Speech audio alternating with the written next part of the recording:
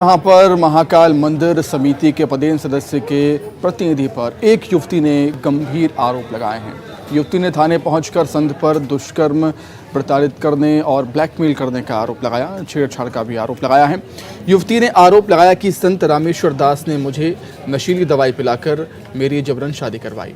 इधर युवती के आरोप लगाने के कुछ देर बाद ही युवती के एक संत ज्ञानदास महाराज के साथ शादी के फोटो और प्रमाण पत्र वायरल हो गए। इधर युवती और संत का शादी का जो सर्टिफिकेट जारी हुआ उसमें युवती की उम्र 27 साल और दूल्हे ज्ञानदास की उम्र 42 साल है।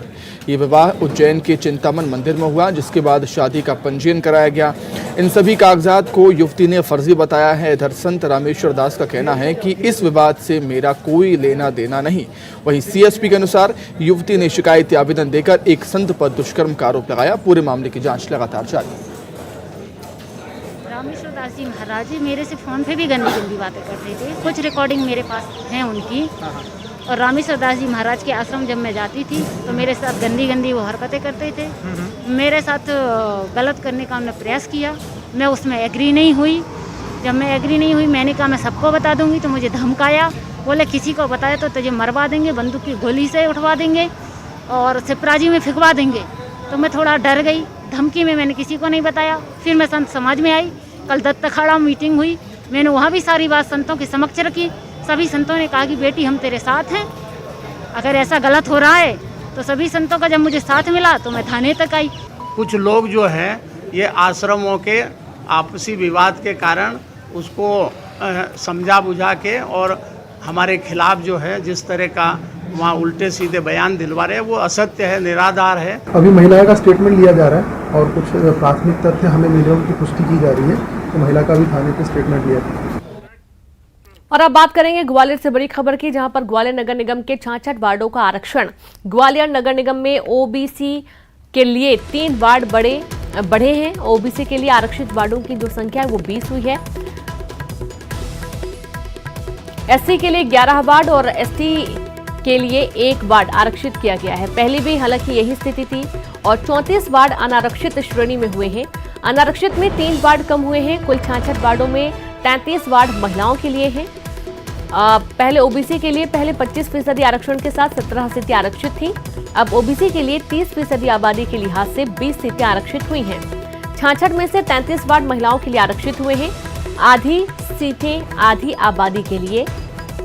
आप देखिए कि ग्वालियर से जो आरक्षित सीटों का आंकड़ा है वो आपको हम बताने की कोशिश कर रहे हैं, जहां पर ग्वालियर नगर निगम के 66 वार्डों का आरक्षण अब क्लियर हो चुका है। ग्वालियर नगर निगम में ओबीसी के लिए 3 वार्ड बढ़ा दिए गए हैं। ओबीसी के लिए आरक्षित वार्डों की जो संख्या है वो अब 20 पहुंच गई है।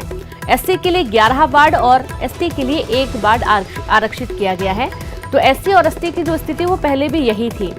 और ज्यादा जानकारी के साथ संवाददाता सुशील लाइव जुड़ गए। सुशील, नगर निगम के 66 वार्डों का आरक्षण हो चुका है, विस्तार से पूरी जानकारी दें।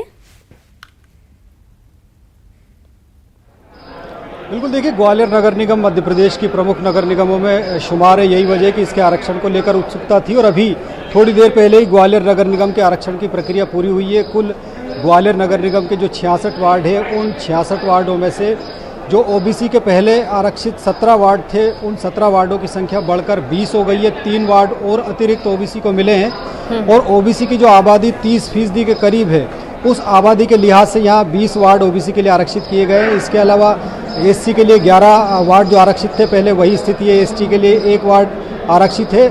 सामान्य जो अनारक्षित वार्ड थे 37 उनकी संख्या थी, उनमें कमी आई है। अब अनारक्षित जो वार्डों की संख्या है वो 34 हो गई है, घटकर 37 से।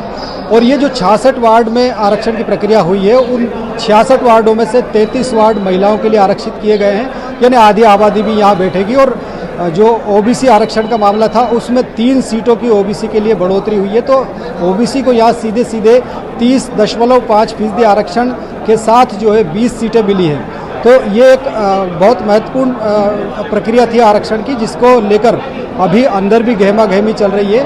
कई वार्डों में जो आरक्षण था उसको लेकर बीच बीच में जो जनप्रतिनिधि और दूसरे लोग मौजूद थे शोरगुल भी होता रहा, लेकिन आरक्षण की जो प्रक्रिया है ग्वालियर नगर निगम की वो पूरी हो चुकी है और अब निश्चित तौर पर चुनावी घमासान में लोग जुड़ गए। तो उन अनारक्षित वार्डों में से 3 वार्ड कम करके ओबीसी की आबादी के लिहाज से यहाँ 20 वार्ड किए गए हैं। लेकिन एक बात और है कि जो 34 अनारक्षित वार्ड है, उन अनारक्षित वार्डों में भी अप्रत्यक्ष रूप से अगर देखें तो ओबीसी वर्ग को लाभ है। उन वार्डों में ओबीसी के जो उम्मीदवार है वो लड़ सकते, तो निश्चित तौर पर ये भी एक उन लोगों के लिए बिल्कुल वैकल्पिक व्यवस्था रहेगी कि 34 वार्ड जो है वहाँ भी ओबीसी वर्ग के लोग। जी बिल्कुल, बहुत शुक्रिया आपका सुशील तमाम जानकारी के लिए।